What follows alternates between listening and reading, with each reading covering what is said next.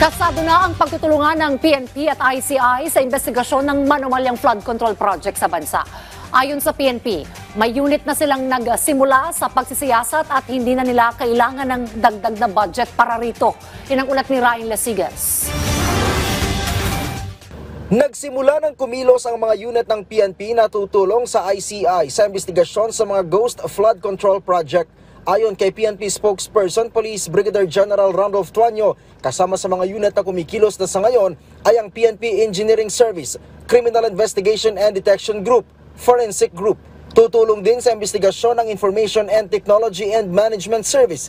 Paliwanag ni Tuanyo, magpapaabot ng technical at investigative report ang PNP sa ICI. Tutulong daw ang PNP sa pangangalap ng dokumento at pagtitiyak sa seguridad ng ICI inspectors sa mga isinasagawang field validation. Nauna na daw na nasimula ng CIDG ang pangangalap ng mga dokumento mula sa mga DPWH Regional Office kasama ang mga certified true copy para mapangalagaan ang ebidensya. Sinisiguro rin ang seguridad ng mga engineer at inspectors na nagsasagawa ng material testing at site visits para matiyak na tuloy-tuloy ang investigasyon.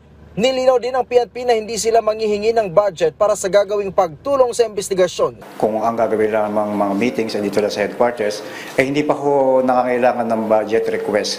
Pero sinasabi na rin po ng ating GPNP kung may mga budget request, kinakailangan po na iparating sa ICI po.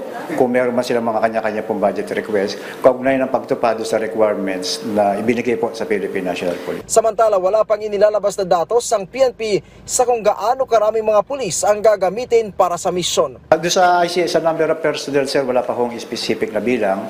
Maliban sa tinat na po ng ating GPNP, yung mga nasabi pong unit, yung apat po, para doon sa, halimbawa po sir, doon sa sa engineering, ang kailangan po nila sa engineering, yung mga geodetic engineer po natin.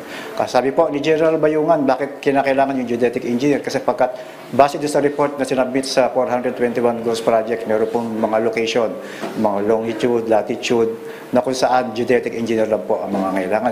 Una nang sinabi ni ICI Executive Director Brian Keith Hosaka na ang pulong nila sa PNP ay may kinalaman sa pagtulong ng police engineers sa pag-validate ng nasa 421 flood control ghost projects sa bansa. Ryan Lesigas para sa Pambansang TV sa Bagong Pilipinas.